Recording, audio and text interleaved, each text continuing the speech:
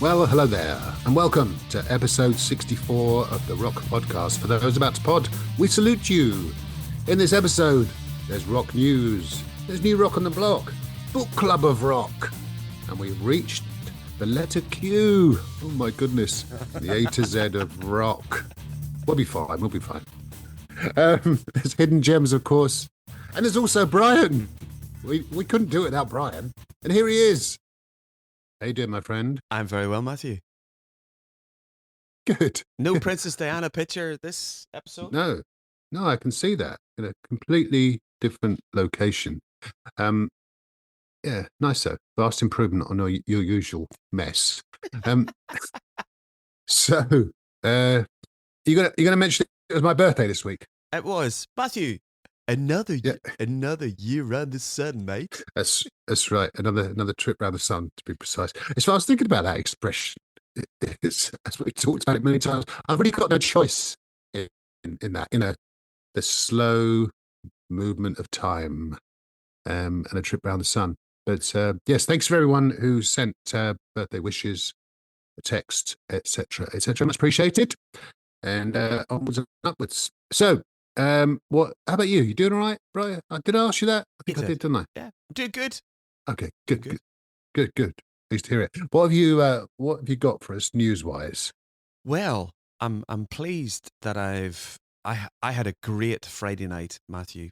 I watched and binged the Bon Jovi documentary. Bon Jovi have brought out their 4-part series, which is on Hulu or Disney Plus in the UK, about the 40 years of Bon Jovi. But really interesting because as much as it tells the story of, the band through all of their years, it follows John's throat problems and vocal problems, and we've talked about that in previous episodes. I think you're the only one that can pronounce the actual medical procedure that John actually had when he had that's right. Yeah. So it's a really interesting, and they don't sugarcoat it in any way. When John was struggling after COVID, and they went out and did some shows in 2022. His voice was struggling and his challenge, and it was his wife who actually said, "You're not sounding great." And for and when you watch the documentary about John, if things are not great for John, or they're less than great, it's not acceptable for him. He sets really high standards. So it was like, when your wife says you're not good, that really knocked him to the core. So it's a really interesting documentary. I came away thinking, how much I love Bon Jovi and how much the slippery when wet period, Matt, and the New Jersey period. You watch it and you watch all of the footage, and you go, "Gosh, I can remember when You Gave Love a Bad Name came out as a single." And then how it just went stratospheric for us. So it was really good. All the band that are alive are in it. David Bryan, Hugh McDonald, Tico Torres. Richie's in it. And okay. Richie's in it quite a lot. And they do deal with the departure of him and of the band. Let's just say there's two sides to the story. So it's called Thank You, Good Night. Yes. The Bon Jovi story. Yeah, I remember that slippery when era that you mentioned. I think it could be encapsulated. And I remember at the time people were saying women wanted to be with him and men wanted to be. Yes. So John Bon Jovi, that is, and to an extent the rest of the band, because they were massive, weren't they? And the songs were great, and they looked and sounded fantastic. And I've not seen the series. I've read plenty of stuff about the early days of John Bon Jovi and the band, and it was an exercise in essentially, him sort of really pushing himself, persevering, having a dream, and really, getting there essentially. So yeah, I'll try and watch it. I haven't got Disney Plus or whatever. I'm one of the many subscriptions I haven't got, but I'll try and watch it somewhere. Could you video it for me and send it down? Do you think? Tape it. Do you remember you used to do that back in the day? Tape, can you tape it? I'll borrow it. Thanks for that. But you That's remember, good. yeah, and do you remember as well too for the whenever we used to buy, you would buy your LPs, and you would take out the sleeve of the LP, and on the white sleeve it had taping is killing music, and you had the Oh yeah, tape with the skull and crossbones. It's like if that's right. you tape this album for your friends, you're killing music. I know, I know. And little did they know Spotify was a mere 30, 40 years away. That would absolutely obliterate music. At least the money side of music. Um, move, moving on then. So UFO, from Bon Jovi to UFO. UFO, one of my favorite bands. As we all know, I think the whole world knows that Strangers in the Night is the greatest live rock album ever. That's just clear, and I think there's no dispute there.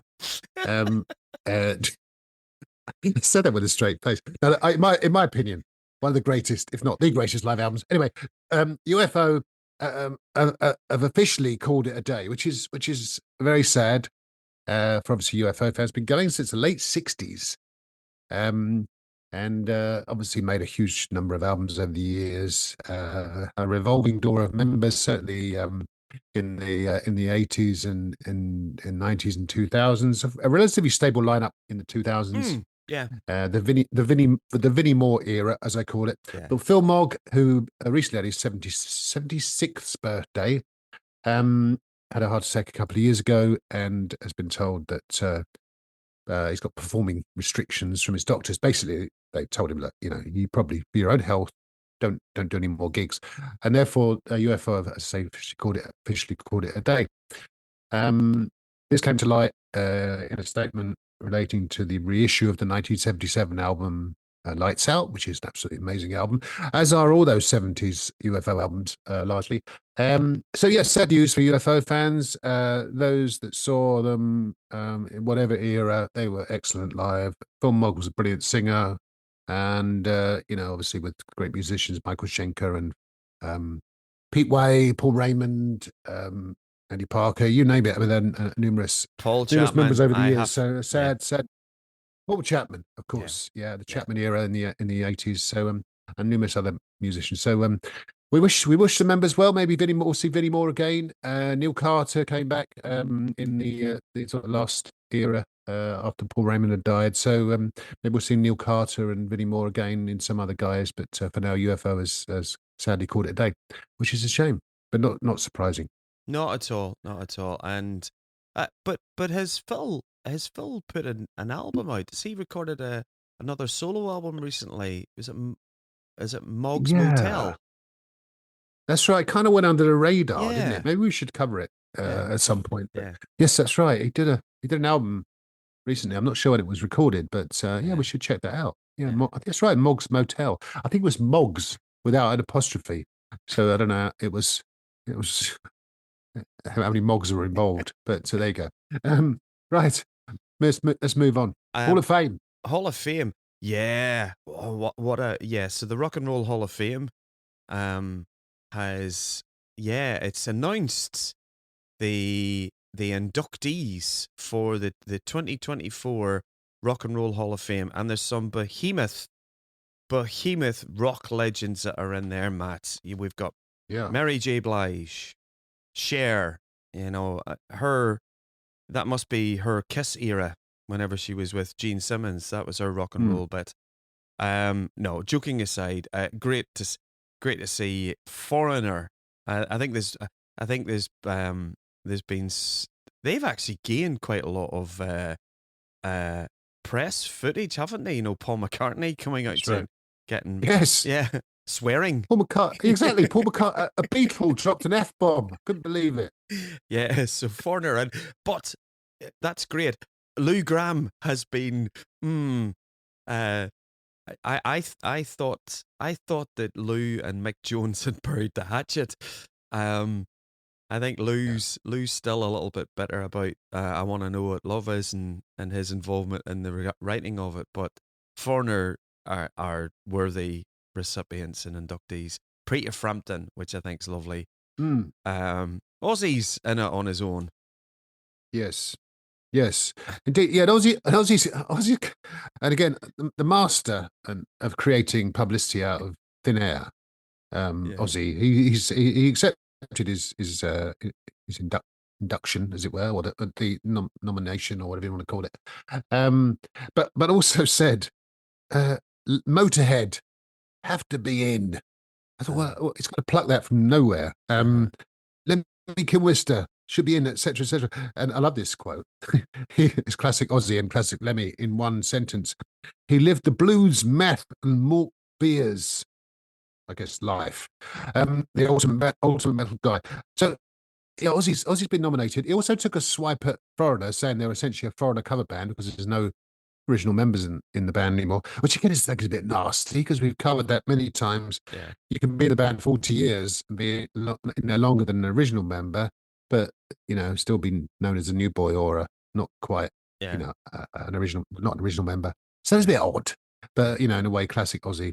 And also, for some reason this week, he's felt the need to tell everyone that he'd love to go and see the bench in Birmingham, the Black Sabbath bench.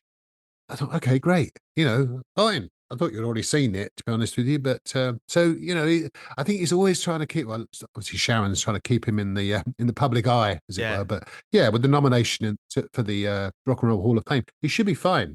And we wish all those nominees well whenever the event takes place. When is it, Bri? You should know. You probably watch it, don't you? Live. I think it's October. Yeah, I do watch Oh, it. okay. It's Saturday, October the 19th. That's when the 2024 induction ceremony will happen.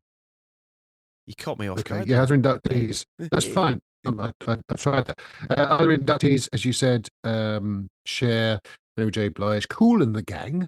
Yeah. Tribe Called Quest. So no Iron Maiden or Motorhead, but a Tribe Called Quest. Okay. Yeah. And the Dave Matthews Band, I think, are worthy. Dave Matthews Band are very worthy, but obviously we feel for some of the nominations who've missed out this year, like Mariah Carey. Yes. Let's just leave that there. Yeah, indeed. But anyway, Tribe Called Quest. Let's move on. Well, here's an interesting one. So last time we talked about Lizzie Hale joining Skid Row. Yes. Replacing Eric Brummel, which we at the time we said was a genius move. Well, in a similar vein, Amy Lee, who's the singer of Evanescence, an amazing singer, not a band everyone will know, sort of really part of that kind of, I don't know what you'd categorize those types of bands like Nightwish and Evanescence. It's sort of a female-fronted kind of Euro rock. I always feel. Yeah. But anyway, they are. She has been. There's a rumor going round that she is the new singer of Linkin Park to replace Chester Bennington, who sadly died back in 2017. And since then, Linkin Park have been on essentially indefinite hiatus. And she shunned the rumors, but she did say, and this is again very interesting, that she would be interested on a part-time basis. Obviously, her main interest being Evanescence.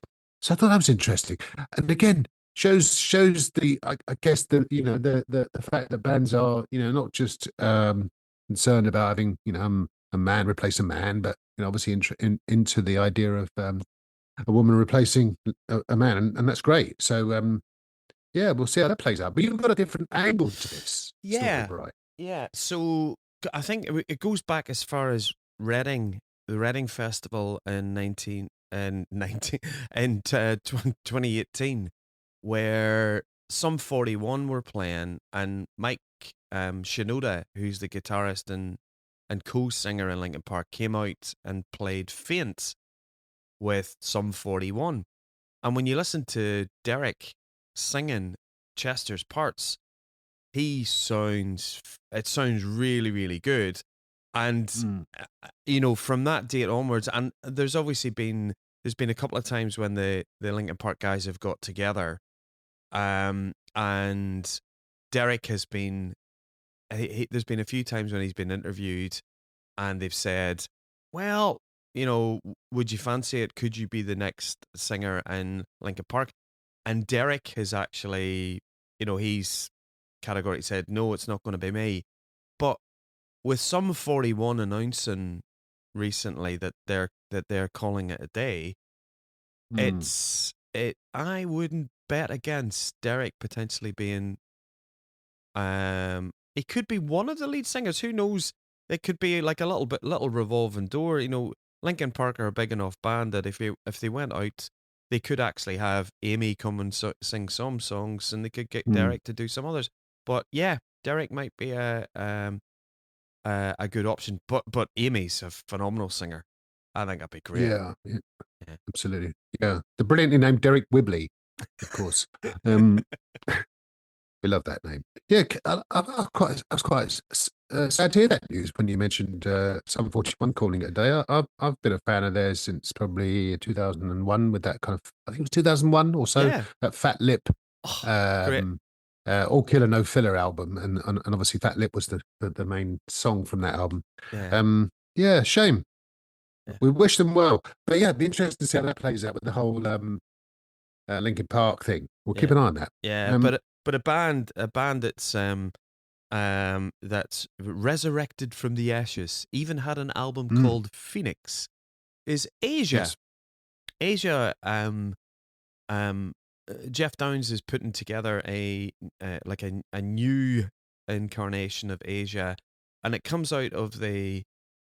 I know you didn't do this, Matt, but last year they had a 5-hour John Wetton tribute concert. Couldn't make it. Yeah, couldn't make it. Okay. But you could watch it online, and it was really, really good. And obviously Jeff Downes had collaborated with John Wetton and many guys over the years. So what Jeff did is he put together a version of Asia to play the John Wetton tribute, and the guitarist was John Mitchell, and they brought a young guy called Harry Whitley, might be Whiteley, I'm not sure of the pronunciation, and he carried off all of John's vocals. An amazing singer, like really, really good singer. So Jeff has decided that he's going to put Asia back on the road in America, and it's going to feature John Mitchell on guitars, Harry Whiteley on bass and vocals, and Virgil Donato. As many people will know, Virgil's progressive rock powerhouse, auditioned for Dream Theater. So Jeff is going to go out and tour America. He's got bands like Focus, Martin Turner's Wishbone Ash, goes a bit of a prog fest. And they might do that, extensive tour of the UK. So you'll get to see them at that one show in London, Matt, and I won't. Yep, looking forward to it. Looking forward to it already. Yes. Yeah, I'll be there, front and centre. Loved Asia. Asia, great band. Yeah, I remember that. Every time I hear that song, what is that song? Now We Find Ourselves in 82. Oh, Heat of the Moment. Heat of the Moment. Great song, because it dates itself, doesn't it? Every year goes on. Yeah. Maybe we should do an updated version. Now we find ourselves in, I don't know, 22. 25 or 22 at least. Anyway, we digress. Another band which has made a comeback, of course, we mentioned them before, the mighty Creed. Yes. They're doing cruises, though, aren't they? Which is nice. Yeah, that means that they're doing cruises, Matt, playing Creed music, not doing line music. Can't see Mark Tremonti sitting with the piano. Yeah, no, sorry, yes, they're not the kind of in the ballroom doing everyone dinner and dance background music. Yes, Creed. Then these kind of rock cruises. I think we talked about doing one, didn't we? Where they kind of depart from Orlando and then they end up in New York or somewhere by the Bahamas. Yeah. Must be a tax benefit in doing this. Why they're all doing this? Well, captive audience, of course. Okay. You can't go home, can you? Unfortunately, if they're no good, you can't think, hang on, I might just give this lot a miss. You can go back to your cabin, I suppose. But I'm sure no one goes back to their cabin with Creed, fronted by Scott Stapp and 3/4 of Waterbridge, of course. I loved Creed back in the day. We talked about it many times. They did some killer albums, and of course they were humongous in America. Yeah. Sold very little in the UK, apart from probably what I bought. And my friend But Stephen, who follows our yes, podcast, Stephen's that's right. Stephen and I. That was it. It was just the two of us bought the albums. That was it. Unless anyone else knows any other Creed fans, but it's pretty much us. Yeah. But we wish them well. I hope they make it to the UK one day. That would be good to see Creed. Do you know what?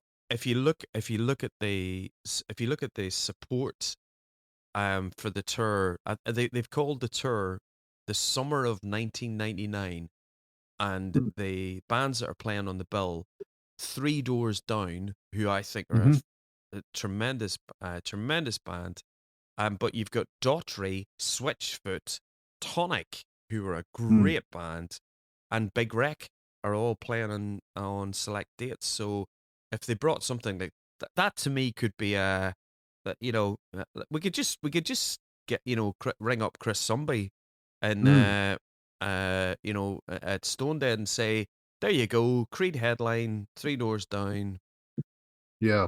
Daughtry, Well, they could do a North Sea cruise, couldn't they? That'd be fun. Yeah. You know, start Aberdeen, end at Grimsby. That'd be great. I'd love that. That's where the Creed live at Grimsby. That's right. Right. Any more news? Oh, there is one more sad item of news. The great Dickie Betts passed away recently. Dickie Betts passed away at 80. One of the original members of the Allman Brothers Band, and was responsible for writing a couple of their mega tunes, Ramblin' Man and Jessica. Yeah. Had a good innings, of course, but still sad news. The great Dickie Betts. Any thoughts on Dickie, Bry? Yeah, the Allman Brothers were very, very a lot more psychedelic. They very, you know, the guitar interplay, you know, when you look at the guitar players that have been in the Allman Brothers, in terms of Dwayne, Dickie, and in latter years Warren Haynes and Derek Trucks, you know, it's complicated stuff. It's very immersive, and songs can last, you know, 10, 11, 12 minutes, and they're all jamming and stuff. But an institution in themselves in America, the Allman Brothers. Yeah, that's right, and hugely influential, of course. I think we talked about it. You know, you could trace the lineage from bands like Dirty Honey and Black Crowes and Leonard Skinner back to the Allman Brothers band.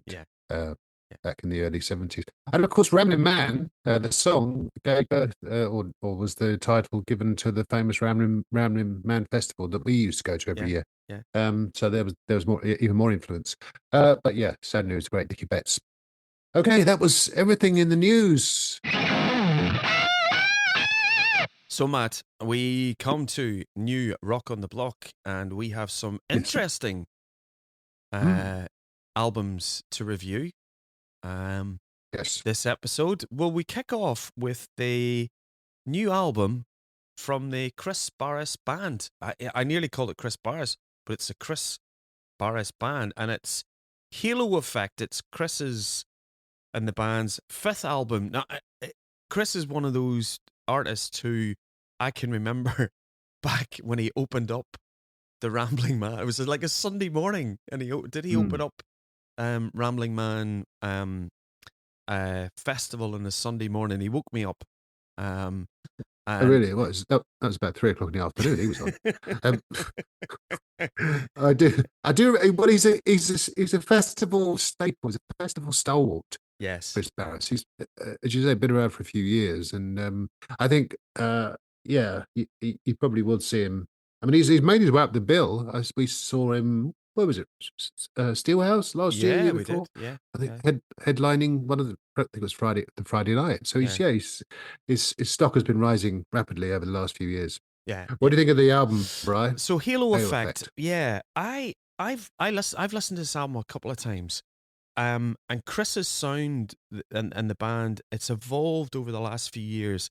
It kind of started out quite bluesy, quite rocky, and now he seems to have embraced. And I don't know if this is his producers, but he's moved into this sort of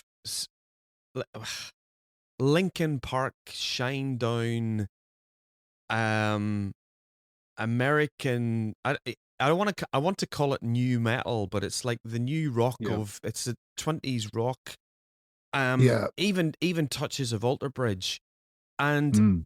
the songs are great. And if you listen to the Halo Effect, they've released 2 versions of it. There's a version of the album where he plays some of the songs acoustically and piano. Tracks like Unbreakable sound really, really good acoustically, and it shows off Kris's voice really, really well. I think the production, and he seems to have gone, as I say, the Alter Bridge Shinedown way, and it doesn't. It's kind of like good songs, but produced in by a different band, and it just didn't gel for me, Matt. Which is a shame. It's yeah, I wanted to like it. Some of the songs are really, really good.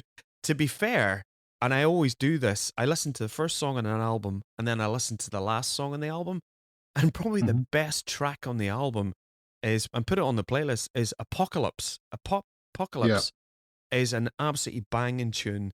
Fall to Fly is great.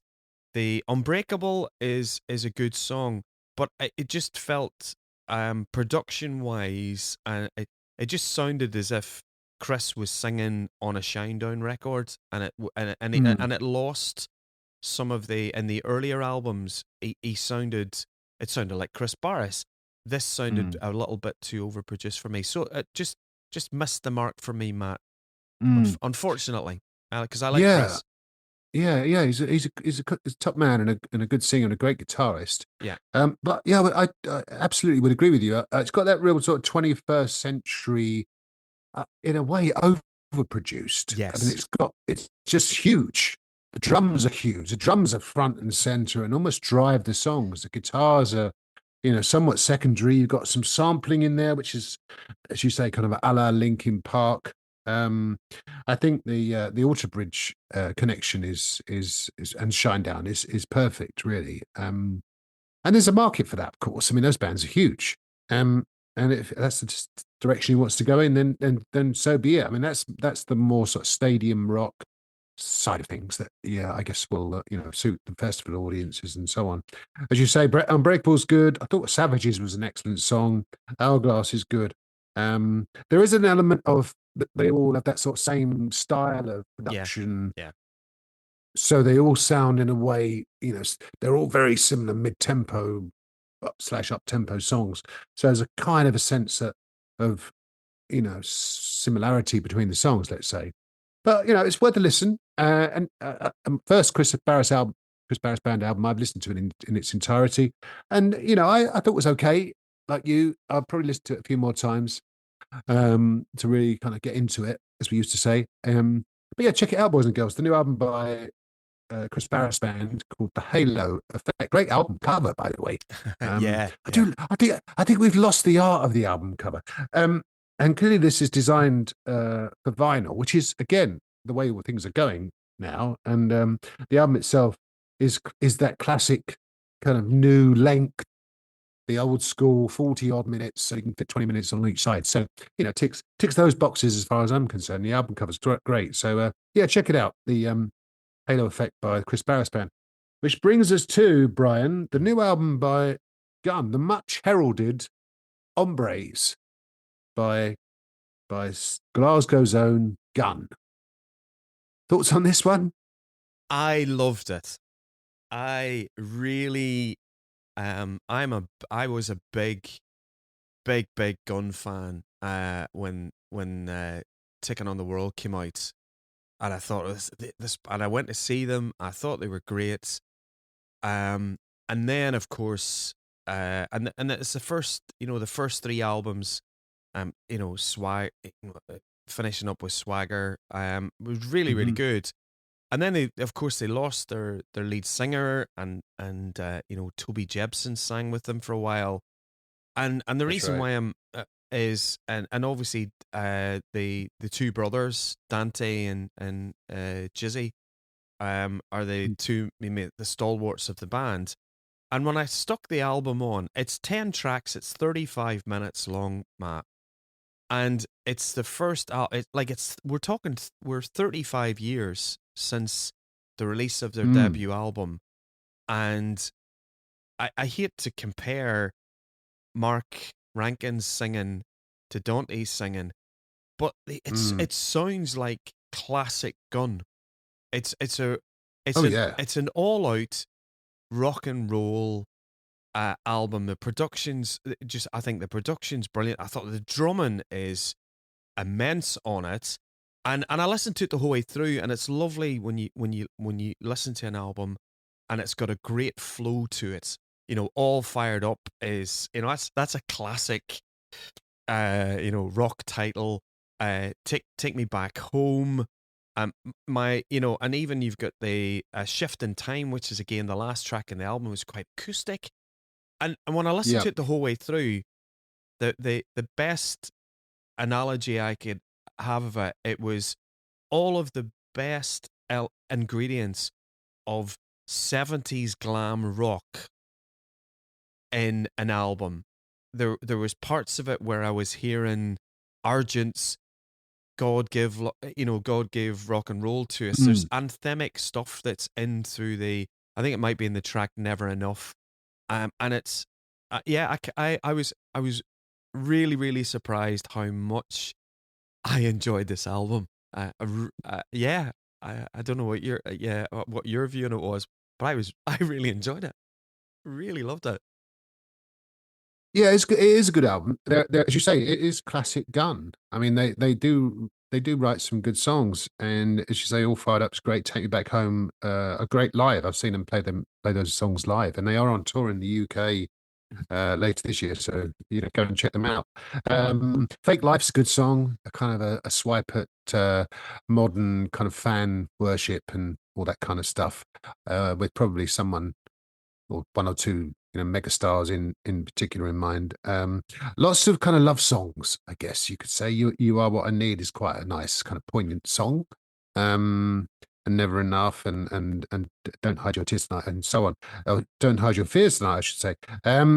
So yeah, I think it's a good album. I was quite disappointed at the length of it. 35 minutes. It does seem a little bit on the short side. I know that you probably get like a deluxe version with bonus tracks and so on, but I thought, well, you could have found another 3-minute song just to kind of make it to the magic 40-minute mark. Yeah, down into the back of the sofa. Down the side of the sofa. Exactly, down the side of the sofa. Just like make one up. Some of the best songs that fillers were made up, weren't they? Or actually, when you think of Gun have done some brilliant covers. Exactly. Yeah. Exactly. Do another Hot Chocolate song or something. But yeah. So yes, as you say, fronted by the Gizzy brothers, Dante and Jules. Yeah, thank you. Who have been stalwarts since day one, and long may they continue. The Mighty Gun from Glasgow, and yeah, again another good album cover, by the way. Yeah, there's a theme running through this. I do like an album cover. You can't beat them, can you? Well, a good one that is. Did you like the cover? Did you like the cover of the last album then that we're reviewing, by Pearl Jam? No, I did like it. Of course, I liked it. Dark Matter by Pearl Jam, the 12th studio album. Doesn't seem that many, does it? In 30 odd years. But they're all pretty good. Every album that they've ever done, in my opinion, right back to 10 we talked about last time, to the new album, are always great quality. This album, by the way, if you're expecting another 10, you will be slightly disappointed, because this is classic 21st century Pearl Jam. It's got everything. I mean, don't by the way, don't try and understand Eddie Vedder's lyrics, because they are kind of, when I was reading the lyrics as I was listening to the album, as you do. They do publish the lyrics on the CD cover. Thank you, by the way, for my birthday present, which was the album, the deluxe version. I mean, I feel quite kind of intellectually sort of inferior when I read these lyrics, thinking, should I really understand what he's trying to say here? I mean, there are metaphors within metaphors within metaphors in Eddie's lyrics. But that said, the songs are just immense. This is one of my This will be in my top 5 albums of the year for sure. The Okay. songs are absolutely brilliant. Setting Sun is a classic Pearl Jam album, classic Pearl Jam song, I should say. Upper Hand is just a classic song. The title song "Dark Matter" is one of my songs of the year. That'll be in my top 5 songs of the year. Waiting for Stevie. I'm not sure who Stevie is in this context. I thought it might be Stevie Nicks actually, but I guess we might find out in due course. But it's got everything. It's got variety. It's got rock. It's got kind of moody, atmospheric sort of keyboard sounds. It's got great songs. It's got depth. There's a kind of Beatles influence in there somewhere. Great musicianship as you would expect from pretty much the same band they've had since day one, with the exception of drummers that they've kind of moved through over the years. But yeah, I loved it. I absolutely loved this album. And as I say, it's going to be one of my albums of the year. I'm going to say that right now, if not the album of the year, as far as I'm concerned. Dark Matter by the Mighty Pearl Jam. What did you think of it, Brian? Did you like it by any chance? I liked it a lot. Now, would you like me to tell you the story of who Stevie is? Yes, please. Yes. So, Waiting for Stevie actually originates from when Eddie Vedder was recording his solo album, and Andrew Watt, who produced Eddie's solo album, Okay. and he produced this album. They were waiting for Stevie Wonder to show up and record some parts for Eddie Vedder's last solo album, and Stevie I Wonder. remember that. Yeah, Stevie Wonder famously is somebody where time stands still. He was famously supposed to be involved in the writing of We Are the World, and Yeah. forgot to turn up. So That's right. Stevie Yes, I and remember this, that. yeah, Stevie and this Stevie in Waiting for Stevie is Stevie Wonder. But getting back to the album, Ah. I when I listen to the album, I'm not as big a Pearl Jam fan as you are, and I don't have much of the recorded material. I go and see them whenever I can. I think as a live band, they're hard to touch, just in terms of the connection between Eddie, between the band and their audience. But when I listened to the album, it was just, the production was phenomenal. I thought Eddie's vocals performance was phenomenal. And the standout track of the album for me was actually Waiting for Stevie. But when I go through some of the tracks, Reach and Respond, there was the grunginess of Soundgarden in it. You had the actual title track itself, Dark Matter. It when I was listening to it, I listened to it a couple of times. Do you remember when Metallica, when they did their Load album, and Metallica wanted to go in a different sound, in a different direction, and for some people it worked and some people it didn't.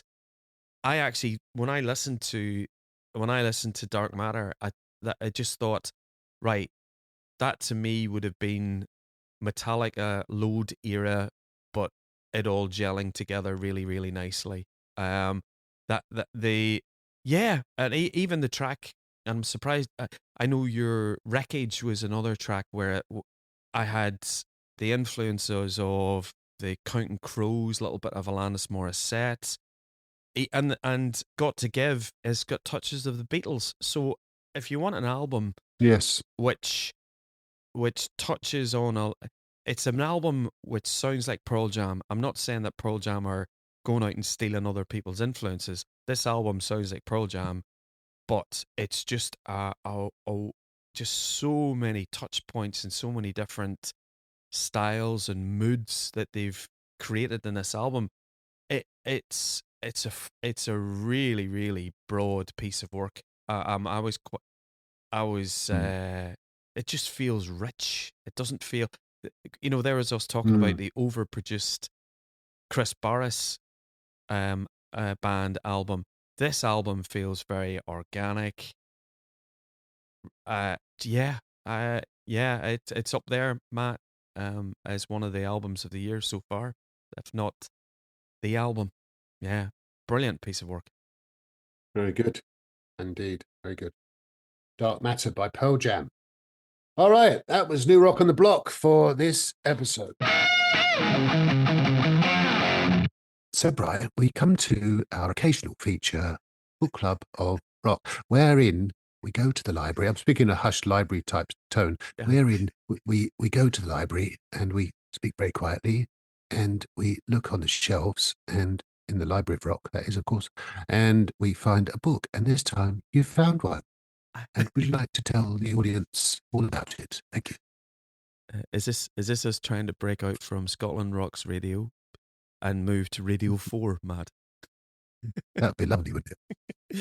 Radio 4. Reading yes, with Matt and Brian. That's right. Yes, over to you, Brian. So, the book that I have for this episode, great book, and a band that I absolutely love.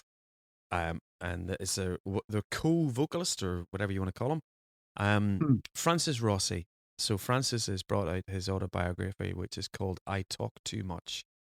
It is Francis Rossi from Status Quo. From Status Quo, exactly. Yes. So yeah. So Francis' autobiography, it goes through his life. It talks about his early life in London. It talks about the ice cream business that we all know about with the Rossi family. The relationship that he had with Alan Lancaster, even as they were, lifelong friends, starting bands. The Live Aids, the relationship between it's what's really touching in the book as well too is the relationship that Francis had with Rick Parfitt early on in the book, and I thought this is it's a great analogy, is when Francis talks about Status Quo, they were both opposites, and Francis, when you talk about show business, Rick was Mr. Show and Francis was Mr. Business, and I just thought that was the strapline that I remember from the book. It's a really, really good if you're a Status Quo fan like me, and I love Status Quo, it really was. It was nice to hear the tales of one of my favorite bands, 100 million record sales. It goes back to you think about it. It goes back to the End of the Road. You'll remember, and I remember it as well too when they. Was it 1984 whenever they played played 4 nights at the Hammersmith Odeon, then they decided to do the Milton Keynes. I was there. Were you really? Oh, wow. Yeah. And Francis' recollection of it was very much they were poured off the stage at the end. They really didn't know. They just fell off the train at the end of that. They were kind of that was Quo done, and he's a very getting back to Francis. I could see so many similarities. He's in the book. There's he overanalyzes everything. To me, I always thought that Francis Rossi, when you saw them interviewed on telly, him and Rick, they were always joking with their presenters and stuff. And he was very quick with a line, very, very funny, but he's a very, very shy. Humor is his way in which to deal with shyness and reacting to things. But really, really interesting book. Recommend it to Status Quo fans and anybody who we all know, people in the UK of a certain age, a lot of us started off our rock and roll journey with Status Quo, and then you go on from there. An Institution, fabulous book, and yeah, very good. Pretty honest. Thank you. What's it called? Did you mention the title? Yeah, it's called "I Talk Too Much." My autobiography by Francis Rossi.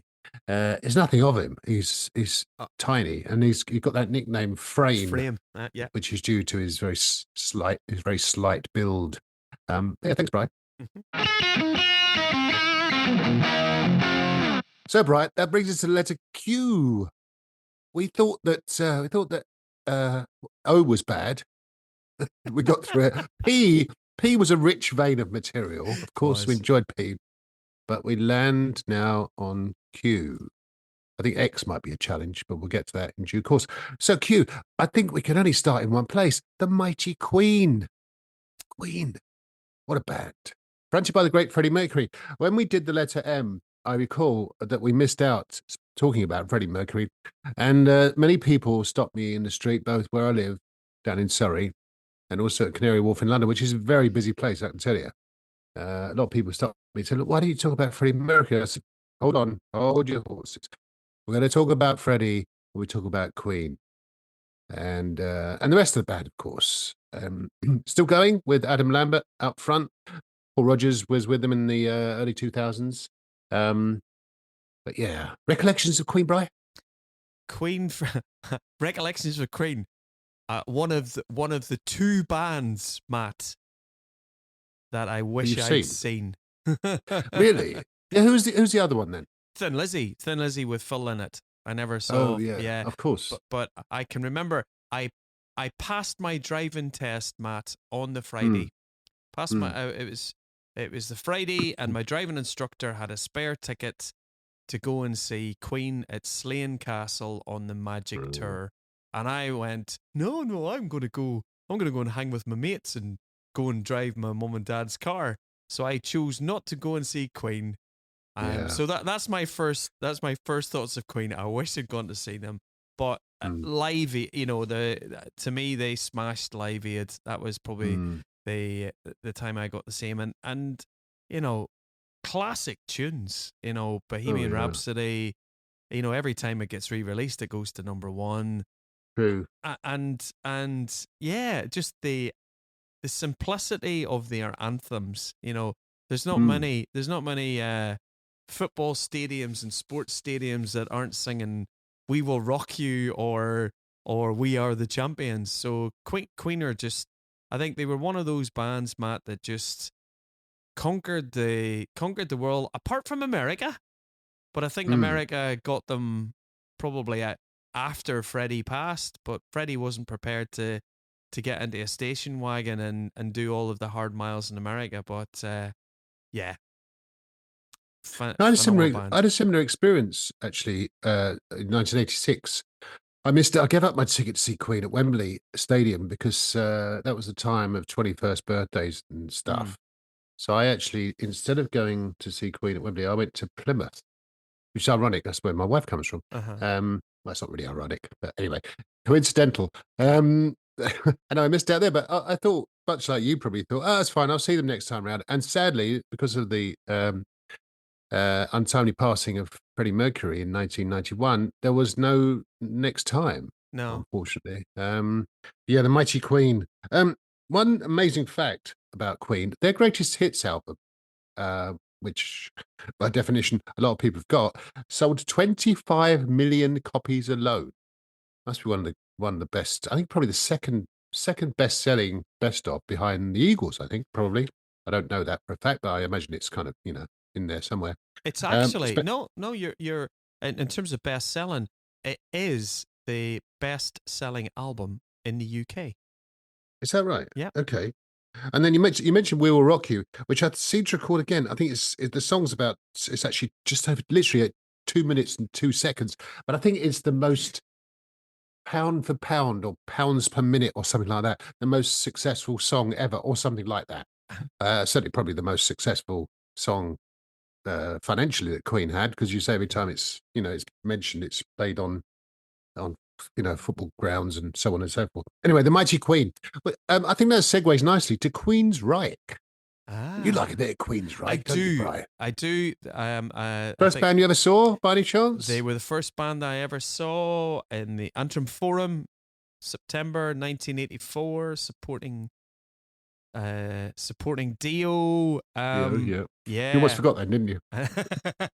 No. Don't tell me you had a Meatloaf jacket on. Meatloaf patch jacket down the front with your mates. I think if I'd worn pints. Yeah. No. 14 years of age. When your dad came and collected you, didn't you? I think you said. That's him. No, Queensryche. And one of those bands, Matt, that has a umlaut Yes, that's right. Yes. Blue Oyster Cult, Queensryche, Motorhead, Motley Crue. Yeah, should we start putting an umlaut over one of our one of the O's in our title? I think that's a nice touch. Very rock and roll, isn't it? It is, but yes. great band, great Queensryche. Operation Mindcrime, followed it up with Empire, and phenomenal. And Jeff Tate's vocals. Remember there was a rumor. I think we maybe touched on it in other shows, where there was like they were going to do the three tenors, That's right. a metal version. So it was going to be Rob Halford, Jeff Tate, and Bruce Dickinson. Three tremors, wasn't it? Three tremors. As in earth tremors. Well, that brings us nicely to there's a theme here, of course, as you might expect.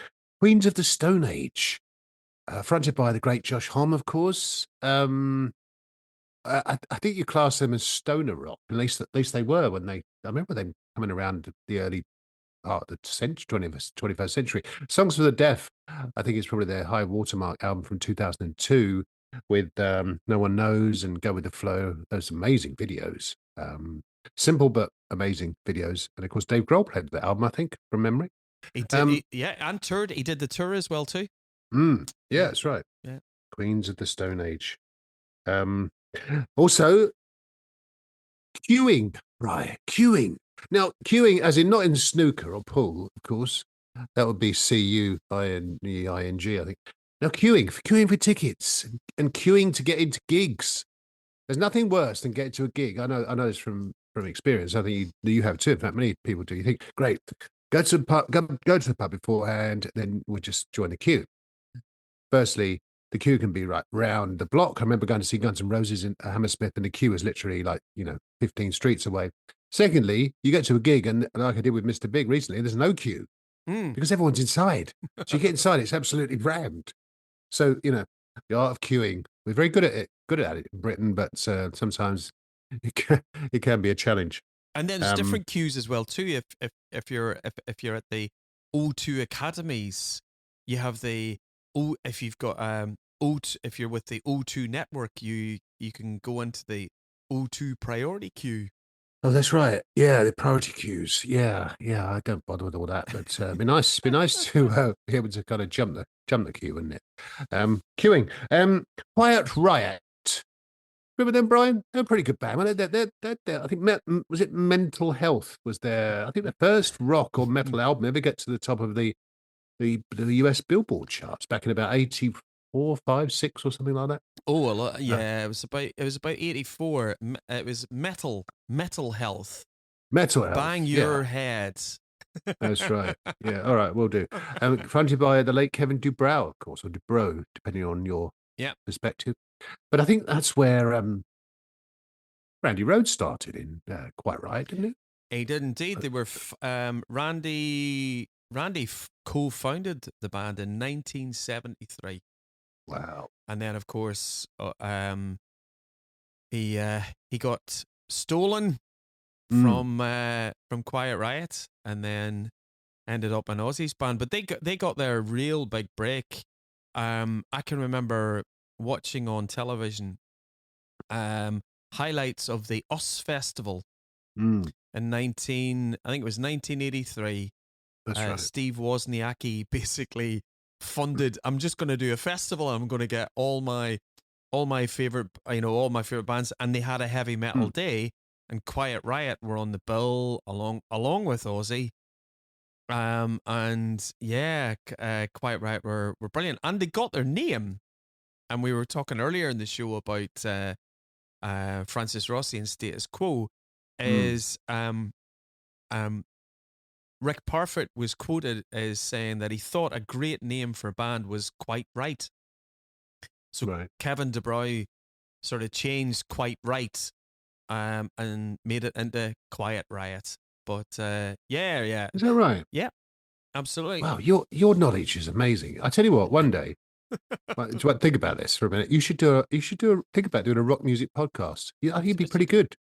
Yeah, you need some like lame partner to do it with, maybe who tries to crack the jokes and takes the mickey out of you. But I think apart from that, I'll keep my eye out for someone like that. But yeah, it's Yeah, good knowledge. Good knowledge. Do you remember a band called Quarter Flash? I do indeed. I even remember, Matt. I remember the compilation tape that I got. One of the first compilation tapes I ever had, which was American Heartbeat, which had on the A side, it had Asia with Heat of the Moment, um, More Than a Feeling. I'm sure there was Styx was on it. Styx was doing it, and Journey's Who's Crying Now. So you know all the banging classics. American ones, and then on the second side you had things like Wang Chung and Quarter Flash, and Quarter Flash had Harden My Heart, which is a big single. I think it was the biggest single that they ever had. Oh, definitely. Top 5 Billboard top 100 single, and they were big in France as well too. I think they're still going. But yeah, really, yeah, I haven't listened to that track for 30 years. no, you probably should. Well, you're going to in the when I put the playlist together. They're going to put that one on there, of course. Other albums, beginning with Q. We mentioned Quo a couple of times. Quo live, the hallowed halls of the Glasgow Apollo, recorded in I think 1976. Wow. Or thereabouts. Introduced by Jackie Linton. Anybody want a rock? And so on. Anybody want a roll? I won't do the rest. It goes on for about 10 minutes. But yeah, magnificent live album. One of the best. I know I go on about Stranger of the Night, but that Poe live album is absolutely magnificent. Check it out, boys and girls. And Quadrophenia, of course. The Who. Their second rock opera. Indeed. After Tommy. Of course, you're testing me there, aren't you? I think. Or are you? Yeah, and of course, a film from about 1979, I think, 80, with Sting and Phil Daniels and the lovely. We all used to like her, didn't we? Leslie Ash. Yes, lovely Leslie Ash. Indeed. Anyway, moving on. Songs wise, there's loads, of course. I'll show out a few of my favourites or our favourites. Lots beginning with Queen, of course, one by your man, your favourite, John Mayer, Queen of California. Queen Bitch by David Bowie, of course, great song. Queen of Hearts, Dave Edmunds, that's a good song. I like that song. Queen of the Highway by the Doors, that's a tune. Queen of the Highway, Queen the Eskimo, I like that one. Man from Man, cute little song. With the tremendous Chris Thompson on vocals. Yes, indeed. Fabulous. I believe you. I didn't research that. He wrote. Well, no, Chris was the lead singer in the Manfred Mann band, and he co-wrote "You're the Voice," which was covered by John Farnham. Yeah. Was he the same? He wasn't the same singer who was on the later Manfred Mann Earth Band songs. Yes. David's on the road again. Absolutely. And, what a magnificent singer he was. Yeah. He's still going strong. Bless him. Yeah, I didn't realize he sang on Queen the Eskimo though. Yep. Yeah. I love that song. David's on the road again, wearing different clothes again, etc. Where do we get to? Question by the Moody Blues. Got to mention Quest for Fire by the Mighty Iron Maiden, even though the lyrics are combining Stone Age man with dinosaurs, which of course we know is historically inaccurate. And of course, finally, Quark, Strangeness and Charm by Hawkwind. That's a good song. Well, I like it anyway. I'll take your word for it. It's quirky with a capital Qu. Right, I think that's Q done, Brian. Thankfully. Which brings us next time. Oh, have we? You got one to add? No. I'm looking forward to R already. Oh, I think we all are. No pun intended. Rush, Rainbow, Riot. To name but a few. I can't think of any others, actually. Is that it? Rage Against the Machine. Rage Against the Machine. It's got to be more than that, surely. Radiohead. Yeah, okay. Let's save that for the next one. I'm scribbling these down quickly. Right. That was the letter Q. So, Brian, that brings us to everyone's favourite part of the old podcast. Hidden Gem Time. Thanks, Lola. Sounding good, as always. So, Brian, what do you got for us this time? I have a little connection to... Really? I'd heard that, actually. A little connection to Quiet Riot, who we've just mentioned. Really? Yes. So whenever Whitesnake dissolved in 1994, Mr. Rudy Sarzo, Tommy Aldridge, and Adrian Vandenberg put together a project called Manic Eden. And they put it together, and the singer of that project was a great American singer called Ron Young. Now, he's not associated at all with any of the Young brothers from Australia and AC/DC. Right. But Ron is the lead singer of a great band called Little Caesar, and my hidden gem for this episode is Little Caesar's debut album. They do a great cover version of the soul classic Chain of Fools. Stick it on the playlist, mate. Really, really good. Still going to this day. Ron's still fronting the band. So and Earl Slick and David Bowie's band and John Waite. Earl was in Little Caesar for a while, but my hidden gem for this episode is Little Caesar's self-titled debut album. Very good. Good shout. In fact, they are still going. They're touring the UK later this year with Ty Ketto and Dan Byrne, actually. Strange you should mention Little Caesar. Very good. Thank you. So I have got an album by a band we mentioned earlier, actually, The Great UFO. It's an album from 2006. A landmark album in a way because it was the last album to feature the late Pete Way on bass. And also the album where the founding drummer Andy Parker returned. Okay, which was good. It was it's got some good songs in it. Hard Being Me, Heavenly Body, Drink Too Much, which is probably the UFO anthem. A song called World Cruise.